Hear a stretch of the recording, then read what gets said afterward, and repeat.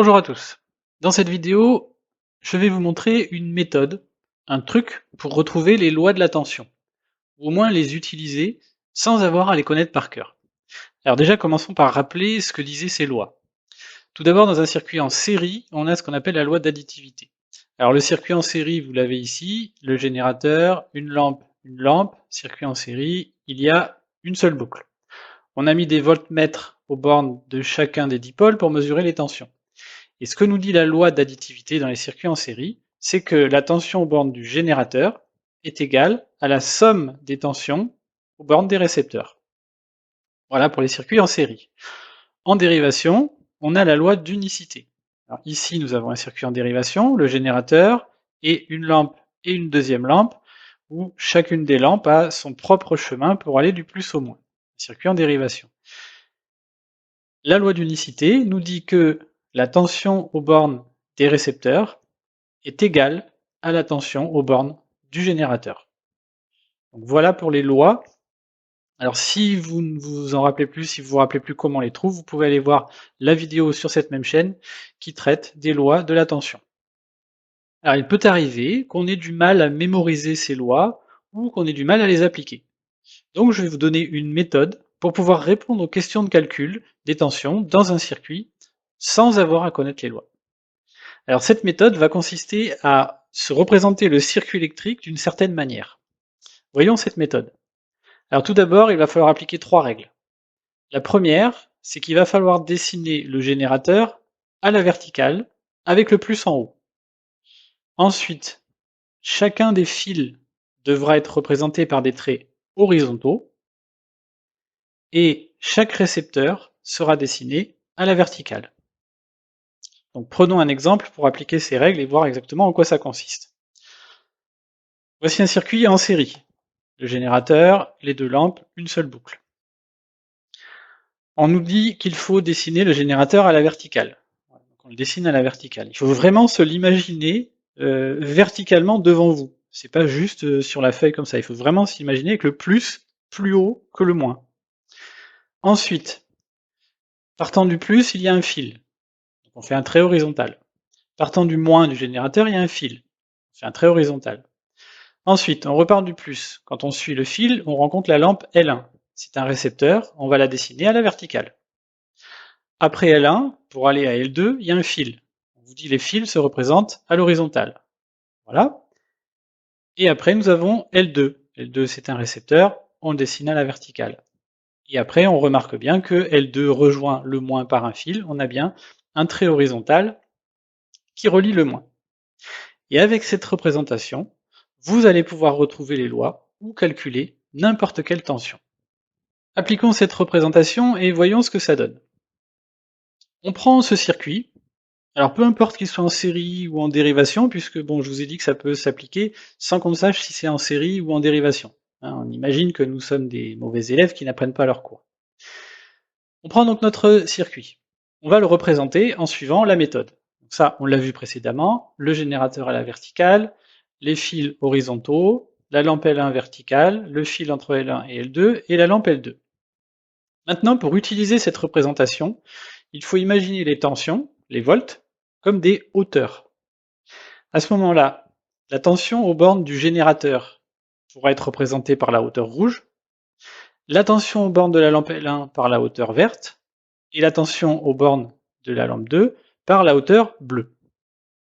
Et là, si on considère ces trois flèches comme des hauteurs, on trouve tout de suite que si on additionne la hauteur verte avec la hauteur bleue, on va retrouver la hauteur rouge.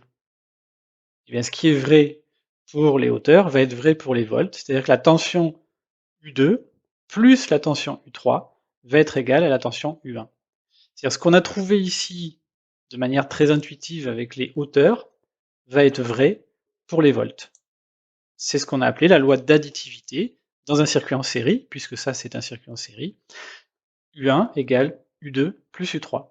Mais vous voyez que sans savoir tout ça, juste en considérant que les tensions ce sont des hauteurs, on peut retrouver cette loi.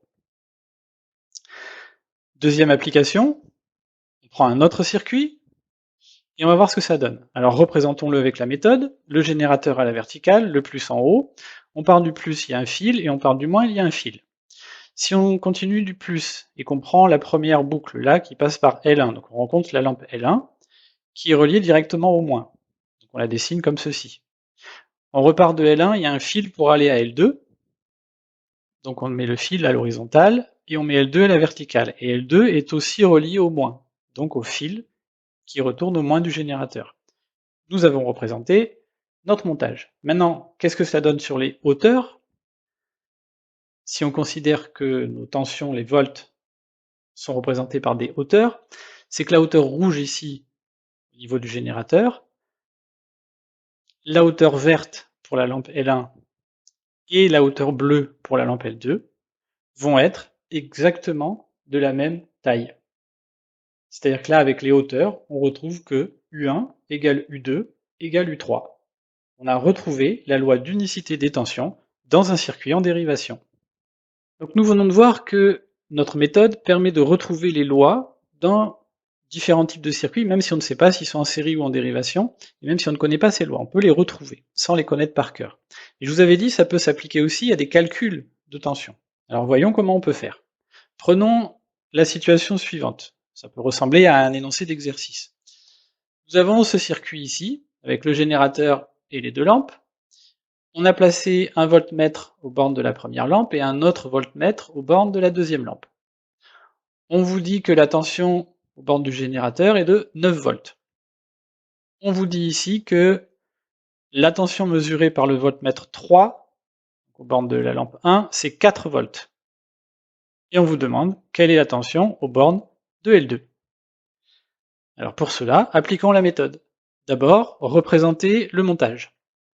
On applique les règles, le générateur à la verticale, le plus vers le haut, les fils à l'horizontale, ceux qui partent du plus et du moins, la lampe L1 à la verticale, le fil qui va de L1 à L2 à l'horizontale, et L2 à la verticale.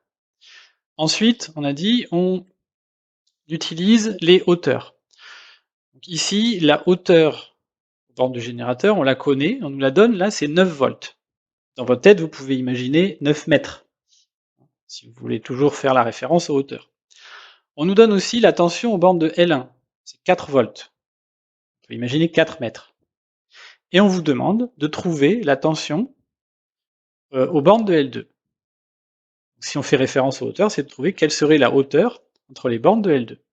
Et si on raisonne avec les hauteurs, là on comprend très vite que si on a 9 mètres au total ici, et qu'il y a 4 mètres aux bornes de L1, la hauteur aux bornes de L2, ce sera tout simplement 5 mètres, puisque 4 mètres plus 5 mètres vont nous redonner les 9 mètres au total.